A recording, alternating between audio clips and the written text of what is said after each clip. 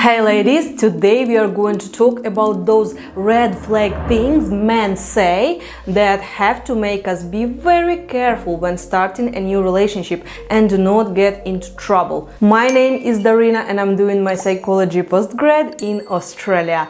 Let's get started. So, the first phrase is when a man says, "You are the meaning of my life," or "I can't live without you," or "I live for you." It's a kind of hyper love that doesn't lead to anything good. What does that mean? Behind such phrases are tyrants, manipulators, infantile men, abusers, or men who simply charm with pretty words but don't mean them. I know it can be tempting to believe, but I would be cautious if I heard this phrase, because if you are going to look at every story of abuse, it always starts with a crazy story of love, technically love bombing. And you can say, "Darina, what if my husband says that to me?" It is different, because when you live with a person for 5, 10 or more years, the love gets more mature and the person actually means it. Two people kind of become one, whole as a system, which can make a person say, "I cannot live without you." I can assure you that everyone can live without everyone, but this is how it feels after being with one person for a very long time. And probably the right way to say it, that I do not know how to live without you. But anyway, if that happens at the beginning of a relationship, this is a major red flag. The next phrase that should raise concern is "I'm tired of being alone," or "I'm tired of being single. Now I want a family." And this phrase is quite interesting, since it kind of demonstrates the seriousness of a guy's intentions. But the truth is that the desire to have a family should naturally develop within the context of a loving relationship. It is like, I do not want some abstract family, I want a family with you, after I went through all those stages of relationship. Because when someone wants a family for the sake of having a family, just as a construct, it can be a warning sign that a person just ticks the boxes or wants to look good on a surface, in the eyes of friends and family, and of course to impress you. By the way, if you are getting value from this video, please hit the like button right now.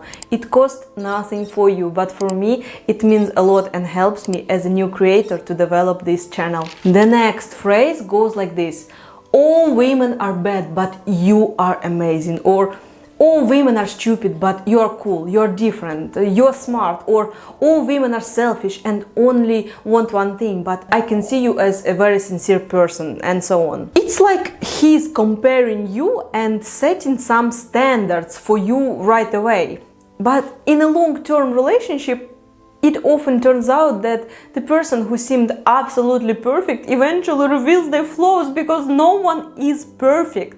Idealization never brings any good, and when someone puts you on a pedestal, it subconsciously pressures you to always be the same or even better, creating tension, setting high expectations, and preventing you from being your authentic self.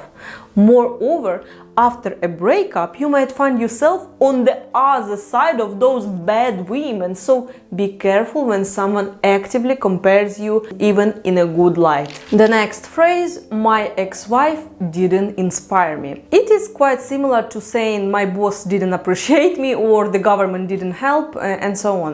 This is a typical case of a person who blames external forces or circumstances for their lack of results. Someone who fails to take responsibility for their own life. If you hear this phrase, be prepared for the task of inspiring him, whatever that may entail. The next phrase is "give me a baby." While many women may interpret it as men expressing a desire for a child, listen carefully unless you know him very well. Especially at the beginning of a relationship, there might be something unhealthy behind this statement. It's not about seeing the woman as a partner in building a family, but rather as a function to fulfill this need of having a child, similar to acquiring wealth, power, possessions, or any other object. Furthermore, men prone to physical or emotional abuse often have a subconscious desire to make a woman dependent on them. Why? Because even the strongest woman becomes more reliant on the man when she is pregnant. You can watch this video here on all stages of abuse. I want to emphasize that I'm not saying that having a baby is a bad thing, but when a man you just started dating says, "Give me a baby," ladies, be very careful. The next phrase is, "A woman should be mysterious, playful and unavailable." Why it is not cool to use this phrase? Because it immediately demonstrates that the guy has certain character traits and he enjoys the chase.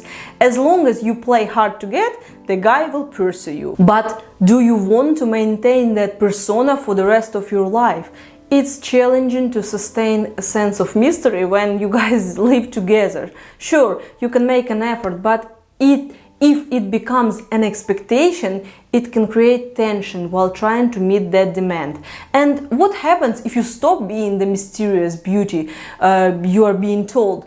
The guy will go and start searching for another mysterious beauty he can chase outside of their family. And the next phrase is, "After breaking up with my ex, I'm afraid to trust again." It's hard for me to trust now because I'm afraid of experiencing the same pain as my last girlfriend.